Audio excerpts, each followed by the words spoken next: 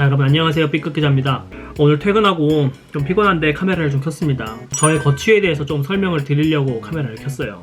뭐 제가 기자를 그만두거나 또 다른 언론사로 뭐 이적하거나 뭐 이렇게 큰 거취 변화는 아니고요. 우리 회사의 매년 인사이동 시기가 매년 4월달인데 오늘 퇴근하기 직전에 그 인사이동 공고가 붙었어요. 일선 기자들 인사이동은 한 다다음 주쯤에 있을 것 같은데 조직 개편이 함께 되면서 저 같은 일선 기자들도 다른 부서 혹은 다른 팀으로 좀 옮겨져야 될 상황에 놓였습니다. 좀 고민스러운 부분도 있고 이제 일선 기자로서 언론사의 인사 이동 같은 걸 보면서 좀 느끼는 것, 뭐 좀 이런 것에 대해서 얘기를 한번 해보려고 합니다. 사실 제가 오늘 자정까지 결정해야 될 문제가 있어요. 저의 그런 인사 이동에 대한 어떤 의견 제시를 해야 되는데 그 고민을 다 끝내지 못했습니다. 고추바사삭을 먹으면서 저의 거취에 대해서 제 나름대로 고민을 또 좀 해봐야겠어요. 제가 지난해 말 한 11월 달쯤에 한 번 인사이동이 있었습니다. 6개월 전에. 근데 원래는 제가 3년 동안 부동산부에서 일을 하다가 특별 취재팀이라는 신생 팀으로 옮겼어요. 근데 특별 취재팀은 어떤 걸 하냐면 기자 혼자서 기사를 쓰고 리포트하고 이렇게 끝나는 게 아니라 기자 한 너댓 명 그리고 작가, PD, 뭐 조연출 이런 다양한 사람들이 팀을 꾸려가지고 30분짜리 기획 취재물을 만드는 거였어요. 뭐 한국경제TV의 그것이 알고 싶다, 한국경제TV의 궁금한 이야기 Y 약간 이런 느낌의 컨텐츠를 만드는 거였어요. 지금까지 7회가 방송됐고 2주 뒤에 8회가 방송될 건데 8회를 끝으로 시즌 1이 마무리가 됩니다. 조금 휴식기를 갖기로 했어요. 저희 팀이 만들었던 프로그램 이름이 쓰리고라는 프로그램이었는데 보고, 듣고, 쓰고의 약자였어요. 이런 30분짜리 프로그램을 만들면서 사실 되게 느낀 게 많았습니다. 제 나름대로 되게 배운 것도 많아요.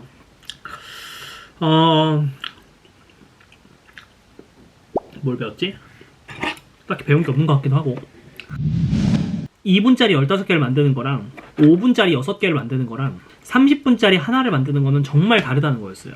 제가 부동산부에서 3년 동안 일하면서 전효성의 시크릿 부동산이라는 컨텐츠를 만들었어요. 5분짜리를 일주일에 1개 만드는 거였어. 일주일에 5분짜리 1개를 기자 혼자서 만들어 봤으니까 30분짜리 프로그램을 하나 만드는 거 기자들 여러 명 모아놓으면 어렵지 않겠다라고 생각을 했는데 그게 다르더라고요. 30분짜리 1개를 만드는 거는 진짜 좀 차원이 다른 얘기더라고. 약간 구성과 편집과 제작의 영역으로 들어가는 거예요. 사실 기자들은 좀 구성이나 제작, 편집 이런 거에는 약합니다. 우리가 잘하는 거는 글쓰기, 명료하게 팩트를 취재해서 글 쓰는 걸 잘해요.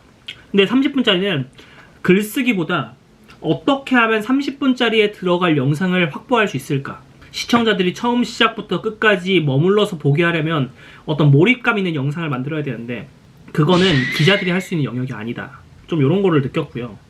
그런 한계점을 좀 부딪히다 보니까 앞으로의 기자들, 미래의 방송 기자들은 단순히 글을 잘 쓰고 어떻게 취재해야 되고 이런 거를 잘하는 기자들도 중요하지만 흡입력 있는 콘텐츠를 만드는 PD로서의 제작 능력도 기자들이 어느 정도 갖고 있어야 돼요. 그걸 갖고 있지 못하면 30분짜리에 아무리 많은 기자들을 투입해도 그 30분짜리 프로그램을 이어나갈 어떤 줄거리와 구성을 만들 수가 없어요. 이런 거를 좀 느꼈고, 그리고 두 번째는 살짝 아쉬운 건데 유튜브에서의 흥행이 실패했던 거예요. 뭐 우리 회사도 그렇고 다른 방송국들도 그렇고 유튜브나 뉴미디어 플랫폼에서 되게 팔릴 만한 콘텐츠를 선호하잖아. 내가 봤을 때 진짜 프로그램을 잘 만들었어. 재현 배우도 쓰고 각종 연출이나 이런 진짜 공들여서 만들었거든. 내가 경험했던 취재 과정 중에서 섭외하는 게 가장 어려웠고 원래 같으면 5분, 10분 하고 끝낼 인터뷰를 뭐 1시간, 2시간씩 인터뷰를 할 때도 있었어요. 그만큼 공들여서 프로그램을 만들었지. 근데 아쉽게도 그 콘텐츠의 품질에 비해서 유튜브에선 잘 안 팔렸습니다. 고작 몇천 회를 기록했던 회차도 있었고 모든 콘텐츠가 조회수가 10만 회가 안 나왔어요. 그렇게 유튜브에서 퍼포먼스를 못 보인 게 사실 좀 안타까워요. 그리고 정말 안타까운 건 내가 부동산 쪽 전문했던 기자잖아. 내가 정말 열심히 취재하고 내가 진짜 정말 공들여서 만들었던 회차가 있어요. 근데 그 아이템이 부동산 관련한 아이템이었고 되게 흡입력 있게 진짜 재밌게 만들었어. 솔직히 그 회차가 가장 적은 조회수를 기록했어요, 유튜브에서. 그걸 보면서 좀 현타가 좀 세게 왔어요. 정말 유능한 PD가 투입됐고 뭐 작가, 조연출, 그리고 아이템까지 너무너무 재밌었는데 그게 몇 천회에 그친 거야. 가장 적은 조회수를 기록한 거지. 그런 걸 보면서 정말 느꼈어요. 아, 뉴미디어 플랫폼은 다르구나. 진짜 다르구나. 사실 나도 유튜브를 하고 있고 내 나름대로 젊은 기자라고 생각하고 있지만 내가 정말 공들여서 취재하고 정말 재밌게 만든 프로그램이 유튜브에서 안 팔리는 걸 보면서 아, 어떻게 보면은 나도 유튜브 어떤 뉴미디어 시대에는 적합하지 않은 기자일 수도 있겠다는 생각을 진짜 많이 했어요. 그래서 확실히 느낀 건 유튜브 전략은 달라야 돼요. 뉴미디어 전략은 달라야 돼. 사실 우리 기자들도 그리고 그 프로그램, 우리 프로그램을 만든 PD도 함정에 빠져 있었어요. 우리가 재미있는 컨텐츠, 우리가 밀도 있는 취재를 한 컨텐츠를 유튜브에다 내놓으면 유튜브에서 다양한 사람들이 유입되고 우리 구독자들이 그 컨텐츠를 사랑해 줄 줄 알았어. 잘 만들면 사람들이 와서 보겠지. 약간 요런 생각을 갖고 있었어요. 그러면서 TV에서도 잘 팔리고 덩달아서 유튜브에도 잘 팔리는 원소스 멀티 유지가 가능한 컨텐츠를 지향했는데 그게 철저히 실패했습니다. 유튜브에서는. 기존에 TV에서 나오던 컨텐츠이면서 유튜브에서까지 잘 팔리는 거? 이건 거의 불가능에 가까워요. 이게 유튜브의 문법은 다르더라고. 뭐 속도가 더 빠를 수도 있고 뭐 음악이 정말 빠방하게 들어가는 걸 원할 수도 있고 정확히 해법은 모르겠는데 기존의 레거시 미디어에서 틀어왔던 거를 유튜브로 땡겨와서 성공하겠다? 그거는 거의 불가능에 가깝다는 거. 뭐 대충 이런 걸 느꼈습니다.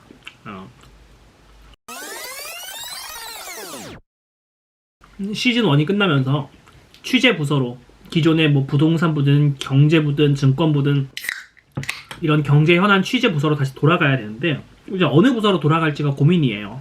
그래서 오늘 자정까지 내가 어느 팀으로 가고 싶은지, 뭐 부동산부로 돌아가고 싶은지, 아니면 새로운 부서로 가고 싶은지, 뭐 이런 거를 조금 의견을 달라고 하는데 그래서 어느 부서로 갈까 고민 중이에요. 부동산 쪽이 되게 편하고 재밌어요. 내가 오래 하기도 해서 좀 많이 알기도 하고. 근데 이게 내 커리어로서는 별로 좋은 것 같진 않아요. 아직 기사 쓰는 법, 취재하는 법을 더 배워야 되고 부동산뿐만이 아니라 다양한 인사이트를 넓혀야 되는데 어느 부서로 가고 싶은지는 좀 잘 아직 모르겠어요. 물론 이제 그런 것도 있죠. 어느 부서는 뭐 조직원들이 별로야.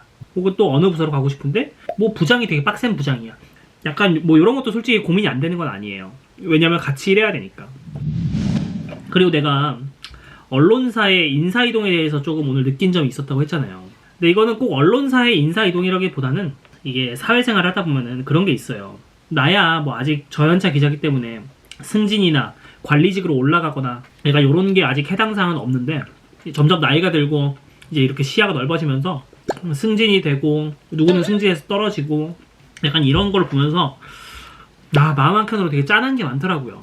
그리고 특히 언론사에서의 승진이나 인사이동이 되게 민감한 이유는 뭐냐면 뭐 저연차 기자든 고연차 기자든 결국 밖에 나가서 사람을 만나고 그 사람들한테 취재를 하고 비즈니스를 해야 되거든. 내가 뭐 일선 기자냐 혹은 차장급 기자냐 부장급 기자냐 이런 거에 따라서 내가 만날 수 있는 사람도 달라지고 또 내가 취재할 수 있는 바운더리도 달라지고 뭐 이런 것들이 되게 폭넓게 작용을 해요. 특히 언론사의 인사이동은 정말 대외적으로 다 공개가 돼요. 누가 인사이동에서 수혜를 입었고 누가 이번 인사이동에서 물먹었고 진짜 뭐 기업, 정부 모든 곳으로 흘러 들어간단 말이야. 그런 정보들이. 되게 뭐 나도 언젠가 겪을 일이겠지만 되게 그런 걸 보면서 씁쓸했어요. 누군가를 축하해주긴 축하해줘야 되는데 또 그 사람이 올라간다는 거는 어떤 사람이 내려오기 때문에 또 그 자리에 올라갈 수 있는 거거든. 함부로 축하한다. 아 선배 진짜 안타깝습니다. 함부로 말할 수가 없겠더라고요. 기자들이 되게 뭐 숭고하고 되게 정론직필하고 대중적인 영향력을 펼치고 뭐 이런 직업으로 보실 수도 있지만 사실 어떻게 보면 우리도 직장인이거든. 결국 그 조직 안에 소속되어 있는 직장인이란 말이야. 우리 역시 그런 인사이동이나 어떤 조직 개편 이런 것에 대한 부담으로부터 되게 자유로울 수가 없어요. 특히 내가 옛날에도 한번 말했지만 언론사 같은 경우는 확실한 기수 문화가 있어요. 내가 21기인가 20기인가 그런데 내가 만약에 어떤 업무 퍼포먼스를 잘 내가지고 다른 선배들을 제끼고 올라갔을 때 또 누군가는 나한테 뭐 제껴짐을 당하는, 나중에 그런 상황에 처한다면은 좋으면서도 되게 슬플 것 같아요. 당연히 제껴진 사람은 더더욱 슬플 거고. 그러니까 그런 걸 보면서 되게 씁쓸하다고 느꼈어요. 그래서 지금 시간이 9시 반인데 오늘 자정까지 내가 어느 부서로 가고 싶은지 결정을 해야 되거든요. 근데 먹으면서 좀 생각을 해보니까 그냥 굳이 안 보내려고. 저 어느 부서 가고 싶습니다. 뭐 어느 부서로 보내주세요. 솔직히 말하고 싶지 않은 것도 아닌데 뭐 내 의사가 100% 반영된다는 보장도 없고, 내가 이제 취재부서로 들어가면서 어떤 부장을 모실 텐데 내가 모시는 그 부장이 나랑 친한 사람일 수도 있고 내가 되게 부담스러운 사람일 수도 있어요. 그런 부담스러운 요소들을 다 피하고 싶지만 사실 기자들은 언젠가는 또 누군가와는 일을 하게 돼 있어요. 단점이 있다고 어떻게 100% 단점만 있겠어. 조금의 장점이라도 있단 말이야. 그리고 아무리 장점이 큰 사람도 나를 부담스럽게 하는 요인이 있을 거란 말이에요. 사실 지금까지도 매년 인사이동이 있을 때 의견을 제시하라고 했지만 사실 나는 한 번도 제시한 적이 없어요. 가라고 하면 가는 거고, 뭐 다른 부서 간다고 월급을 더 주는 것도 아니고, 만약 보낸다면 혹은 만약 남아있게 한다면 또 그 나름대로 열심히 하면 되지 않겠어요? 그리고 뭐 편한 부서가 있다 혹은 되게 빡센 부서가 있다라고 하지만 솔직히 뭐 다른 회사도 아니고 얼마나 어떤 부서는 업무 강도가 진짜 개빡세고 완전히 개꿀 빠는 부서고 이런 게 어딨겠어. 다 또이또이 하란 말이야. 그리고 사람이 진짜 적응의 동물인 게 뭐 진짜 빡센 부장 혹은 진짜 성격이 이상한 부장 그런 거 밑에 들어가도, 그런 사람들 밑에 들어가도 몇 달 있으면 적응합니다. 그냥 뭐 시발시발하고 다니면서 다 적응하게 돼 있어요.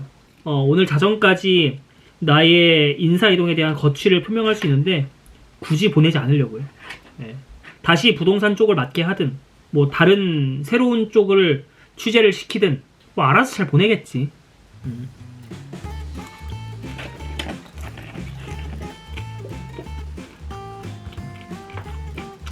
아닌가? 그래. 어느 부서를 보내주세요라고 보내지 말고 이 부서는 보내지 말아주세요라고 해야겠다.